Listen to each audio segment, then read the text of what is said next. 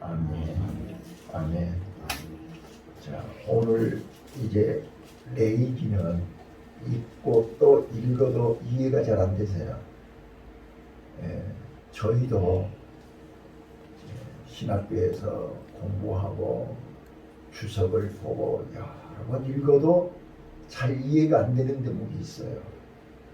근데 이제 제가 한 40년 하다 보니까 이제 이해가 되는 거예요. 이제. 근데 이거를 여러분 입장에서 지금 읽기는 읽어도 뭔 말인지 이해가 안 되시잖아요. 그 말이 그 말 같고 그 말이 그 말 같고. 자, 다시 한번 설명드릴게요. 자, 1절부터 7절까지는 속건제 3가지 경우 중에 2가지는 하나님께 대한 범죄를 했을 때 5장에서 속건제를 드렸고요. 이제 6장 1절로 7절에는 이웃에게 범죄했을 때 5가지가 나와요. 5가지. 1절부터 7절까지가요. 자, 이웃에게 손해를 주었을 때, 자, 5가지. 이렇게 위탁받은 것을 이렇게 맡겼단 말이에요. 어디 가기 위해서 이것 좀 맡아줘.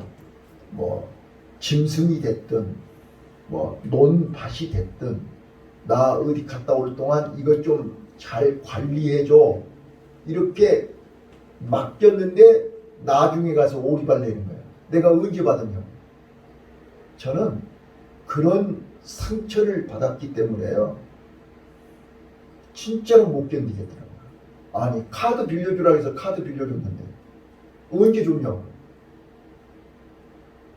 저요, 지금도 그 상처를 잊을 수가 없어요. 자, 첫 번째, 위탁받은 뒤에 모른다고 부인하는 경우. 그 다음에 남의 것을 횡령하는 경우.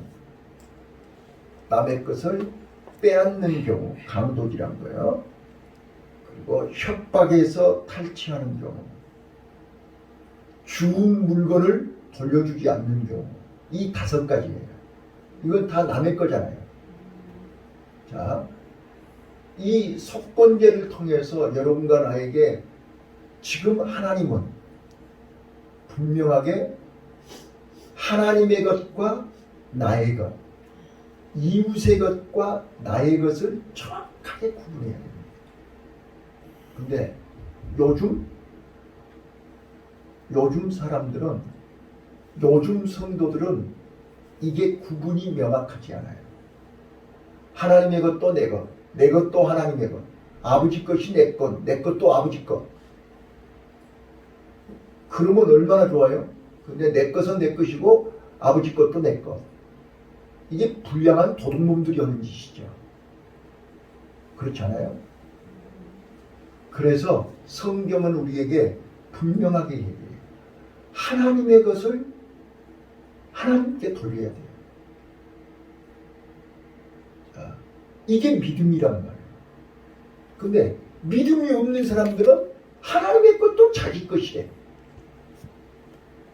그거를 죄인 줄을 몰라. 그래서 말라기서 3장 8절부터 12절까지 어찌하여 하나님의 것을 도적질해 놓고 도적질하지 않았다고 하느냐 그거예요. 오늘 우리는 하나님의 것과 나의 것, 남의 것과 나의 것을 정확하게 구분할 줄 아는, 자, 우리 성도님들이 되시기를 바랍니다. 1절부터 7절까지 바로 5가지를 설명하고 있고요. 이제 8절부터 마지막 30절까지는 번제, 소제, 속제제, 이제 속건제는 조금 전에 얘기했으니까요. 이런 제사들의 보충, 규례를 설명하고 있습니다. 이 중에서 특별히 이게 번제에 대해서 8절부터 13절까지가 번제에 대한 규례인데요. 번제는 매일 아침 저녁으로 드리는 제사지요. 네? 번제는 다시 한번요. 상번제라고 그래요. 언제든지 날마다 언제든지 드리는 제사를 상번제라고 그러는데, 이 상번제는 헌신과 충성을 다짐하는 거라고 그랬죠. 구원받은 사람이, 죄사함을 받은 사람이, 나는 죄로 말미암아 죽을 수밖에 없는데 그 죄를 용서해 주심으로 남은 여생 오늘 하루 온전히 하나님 앞에 헌신하고 충성하겠다, 이거를 다짐하는 것이 상번제라고 그랬어요. 자, 그런데 여기 12절 13절 한번 읽어보실게요. 12절 13절 시작. 한위의 불을 항상 꺼지지 않게 할지니 제사는 집마다 나무를 그 위에 데우고 번제물을 그 위에 벌려놓고 화목제의 이름을 섬기고 불은 꺼지지 않고 한위의 피로 꺼지지 않게 할지니라. 자, 우리 제사장들은, 여기 제사장들의 임무예요. 제사장들의 임무인데, 제사장들은 번제, 소제, 속제제 드릴 때 어떻게 해야 되는가, 제물들을 어떻게 해야 되는가, 그 절차와 그 내용을 지금 보충해서 6장에서 설명하는데, 특히 매일 드리는 번제 중에 제사장은 간에 불을 끄면 안 된다고 했어요. 맞죠? 13절 불은 끊이지 않고 간 위에 피워 꺼지지 않게 할지니라. 제사장은, 자, 나와 여러분은 누구예요? 하나님 나라 왕 같은 제사장이죠? 맞아요? 내 신분이 거룩한 제사장이 맞다면 여러분들은 단에 불을 꺼서는 안 됩니다. 단의 불이 꺼지지 않게 해야 됩니다. 이 단의 불이 뭐냐고 말이에요. 따라서 봐요. 믿음의 불. 믿음의 불. 예, 오늘 우리는 이 믿음의 불을 꺼서는 안 됩니다. 헌신의 불을 꺼서는 안 됩니다. 그런데 우리는 썬데이 크리스찬, 주일날만 불을 켜고 평일날은 불을 안 켜. 주일날은 헌신하는데 평일날은 헌신 안 해. 이건 아니란 말이야. 오늘 다시 한번 또 얘기하지만, 금메달 따는 선수들이요, 올림픽 할 때만 경기하는 거 아니에요. 매일같이 꾸준히 훈련해야 돼요. 그래야 아시안 게임에도 금메달, 세계 선수권 대회에서도 금메달, 그래야 올림픽에 가서 금메달 딸 수 있어요. 그냥 하루아침에 올림픽에 가서 금메달 따는 게 법이 없어요.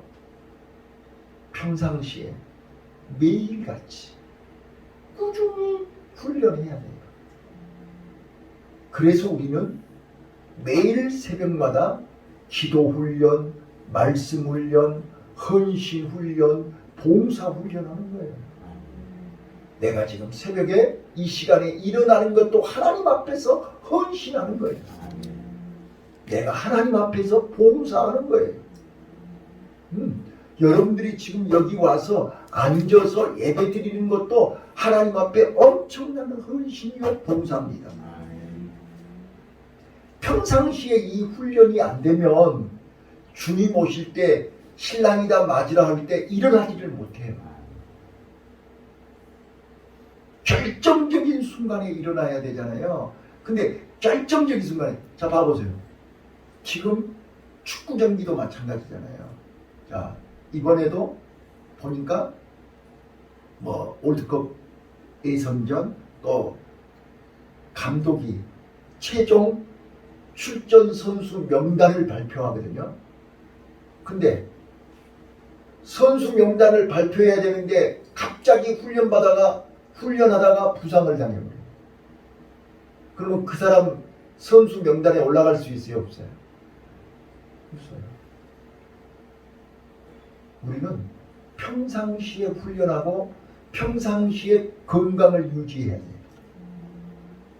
아무리 실력이 있어도 부상당하면 출전할 수가 없어요. 자, 그래서 우리는 평상시에 준비된, 훈련된, 언제든지 감독이 부르면 주여 내가 여기 있나이다 나를 보내소서. 준비가 돼 있어야 되잖아요.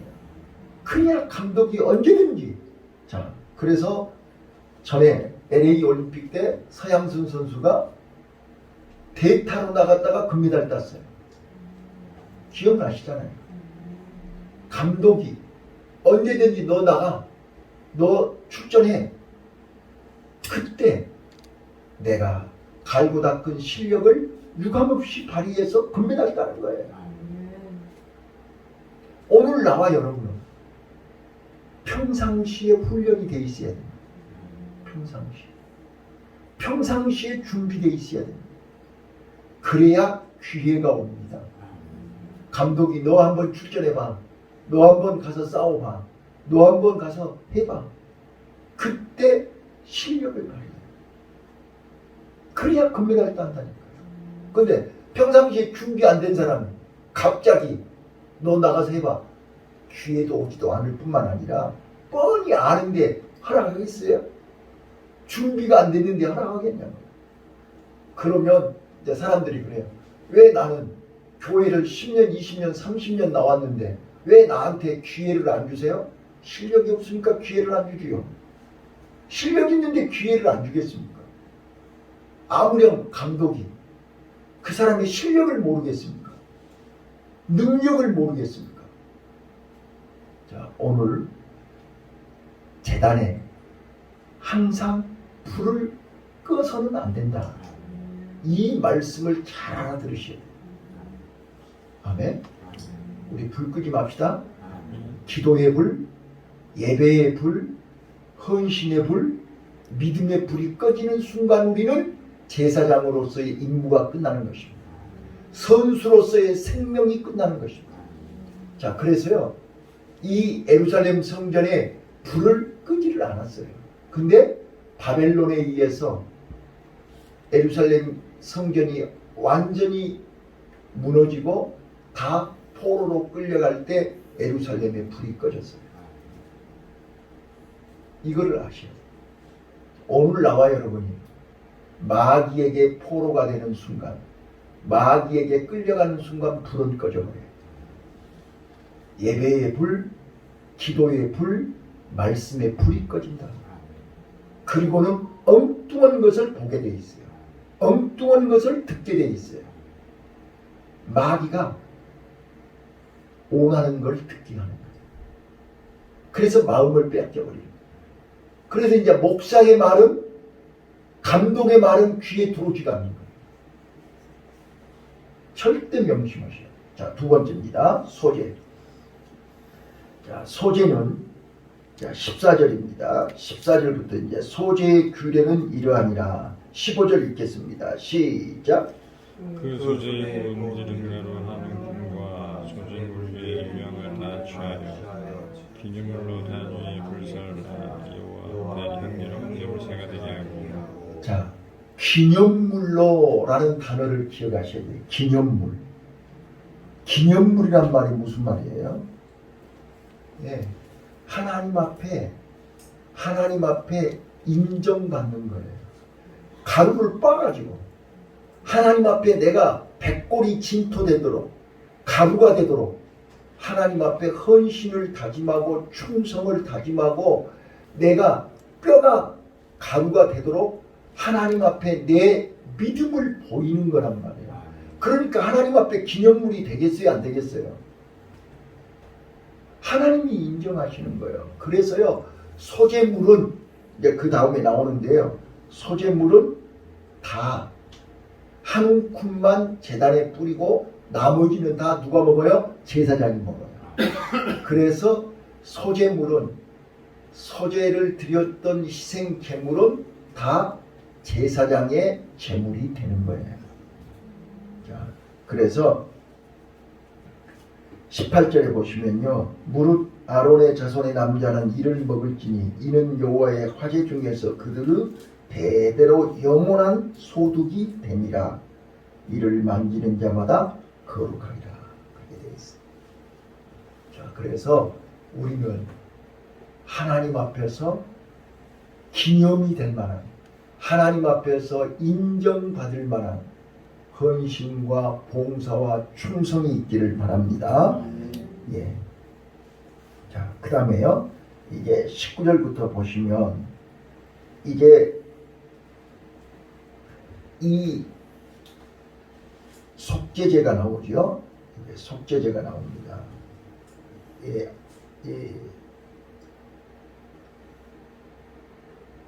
소제, 소제가 두 종류의 소제가 있는데요. 일반인들이 드리는 소제가 있고 제사장이 드리는 소제가 19절부터 23절까지 나와요. 자, 그런데 제사장이 드리는 속죄 제물은 먹을 수가 없고 불살라야 됩니다. 자, 여기 23절 한번 읽어보실래요? 자, 23절 시작. 그 조상의 수작물은 온전히 불살로 먹지는 않지니라. 네, 거기 그렇게 써졌죠.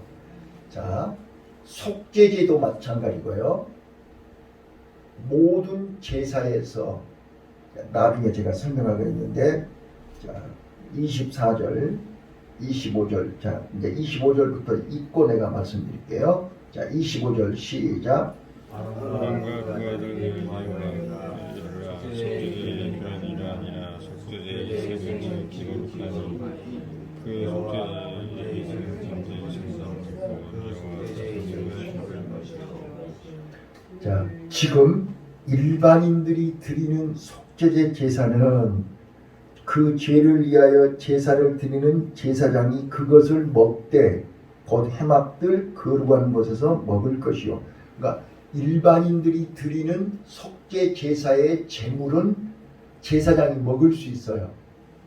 그러나 제사장과 온 회중의 죄를 속하기 위해서 드린 제사의 제물은 먹어서는 안 돼요. 자, 마지막 절입니다. 30절입니다. 시작. 그러나 비를 가지고 먹여다가 성소에서 속죄의 이승이 자, 그거는 어떤 거냐면 제사장과 온 회중을 위해서 제사, 속죄 제사를 지냈던 그 제물은 그런 뜻이란 말이야. 그건 어떻게 하라고요? 먹지 못할지니 불사를 찌니라, 그렇게 말씀했단 말이에요. 자, 그러니까 저 좀 봐보세요. 정리할게요. 죄도 다 똑같은 죄가 아니에요. 제사장이 지은 죄가 다르고 평민이 지은 죄가 달라요. 자, 어린아이들이 지은 죄가 다르고 어른들이 지은 죄가 다르다 그 말이에요. 죄 모양이 다르다는 뜻이 아니라 죄의 내용이 다르다 그 말이에요. 그래서 그 죄를 용서받기 위해서 드린 제물도 먹을 수 있고 먹어서는 안 되고 그런다는 거예요. 이해되셨죠? 자, 이제 오늘 이 말씀을 통해서 우리에게 주는 교훈이 뭐냐? 저는 두 가지만 말씀드릴게요. 두 가지만. 모든 예배는 지금 하나님께서 이 5가지 제사 예배를 드리게 하는 이유가 뭐예요? 죄인이 죄사함 받는 방법을 알려드리는 거잖아요. 내가 부지 중에 실수해서 몰라서 죄를 지어서 마땅히 그 죄값으로 죽어야 되는데 나를 살려주시기 위해서 방법을 알려주신 거잖아요. 우리는 감격하고 감사하면서 하나님 앞에 제사를 드려야 되는 거잖아요.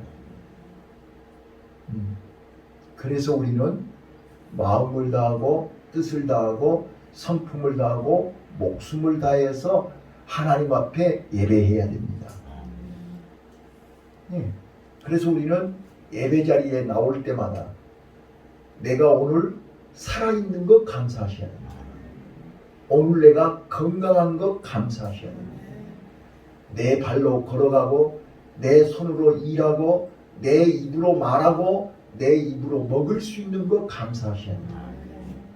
우리는 날마다 지금 수해로 인해서 산사태로 인해서 많은 사람들이 지금 본의 아니게 뭐 인제네 뭐 별소리를 다 하는데 어찌 됐든 간에 많은 사람들이 말 한마디 못하고 사고로 눈 깜짝할 새에 집이 없어져 버리고 눈 깜짝할 새에 그 많은 소, 닭, 짐승들이 하루아침에 다 없어져 버리고 멀쩡했던 집이, 멀쩡했던 과수원이, 멀쩡했던 논밭이 다 하루아침에 날아가 버렸어. 누구를 원망하고 누구를 타닥했냐 말이야. 우리는 한치 앞을 모른단 말이야. 오늘 내가 이렇게 하나님의 은혜로 살아있는 것 감사하십시다. 그래서 하나님의 것과 나의 것을 구별할 줄 아는 믿음이 있으셔야 돼요. 시간도 마찬가지고 내 생명도 내 것이 아니라니까요. 근데 우리는 내 거라고 착각을 한다고요. 내가 주인이라고 착각한다니까요. 그래놓고 내가 언제 그랬어요? 그래. 우리는 하나님 앞에 나는 이미 죽었던 나예요. 죄로 말미암아 죽었던 나를 하나님이 예수 그리스도로 다시 살려주신 거라고. 그래서 지금부터 사는 것은 내가 사는 것이 아니고 내 안에 예수님이 사신 것이요. 예수님의 인도를 받고 예수님의 말씀대로 살아야 사람답게 사는 거랍니다. 그 다음 두 번째요. 오늘 두 번째, 저는 밀양이라는 영화를 보지를 않았어요. 근데 그 밀양이라는 영화가 그 무슨 미국에서 무슨 그 큰 상 받았잖아요. 근데 그 밀양이라고 하는 그 영화 스토리가 뭐냐면 자기 자식을 죽인 거예요. 그런데 그 죄인이 교도소에 있는 거예요. 근데 이 엄마가 그 죄수를 용서해 주려고 교도소를 찾아간 거예요. 교도소 찾아갔는데 그 죄수는 벌써 평안해가지고 있는 거예요. 그리고 왜 그러냐 그랬더니 이미 자기는 하나님 앞에 죄를 다 용서받았기 때문에 평안하대요. 이제 그런 내용이거든요. 그 스토리가. 그런데 거기서 뭐가 잘못됐냐면요. 그 죄수가 하나님 앞에는 용서받았지만 사람 앞에는 용서를 안 받은 거잖아요. 그럼요. 그 엄마한테 먼저 용서를 받아야 되는 거잖아요. 그게 마태복음 5장 23절로 24절에 너희가 애물을 가지고 하나님 앞에 오다가 형제에게 원망 들을 것이 있거든 화목하고 와서 예물을 드려라 이렇게 써졌잖아요. 이게 속건제의 비밀이에요. 먼저 가서 용서를 빌고 용서를 받고 배상을 하고 그리고 와서 하나님 앞에 용서받아야 돼요. 근데 우리는 하나님 앞에 용서받고 사람 앞에는 용서를 안 받았기 때문에 잘못된 거랍니다. 그래서 우리는 하나님과의 관계가 회복되고 사람과의 관계가 회복되게 하는 것이 십자가입니다. 예수 이름으로 하나님과의 관계가 회복되고 모든 사람과 관계가 회복되는 복된 하루가 되셨으면 좋겠습니다. 이게 하나님의 형상이 회복된 믿음의 사람이 하는 일입니다. 제사장이 해야 될 일입니다. 그래서 오늘도 우리 하나님의 형상을 잃어버리지 않고 하나님의 형상을 회복하고 예수 안에서 믿음으로 승리하는 복된 하루가 되시기를 바랍니다. 기도하겠습니다.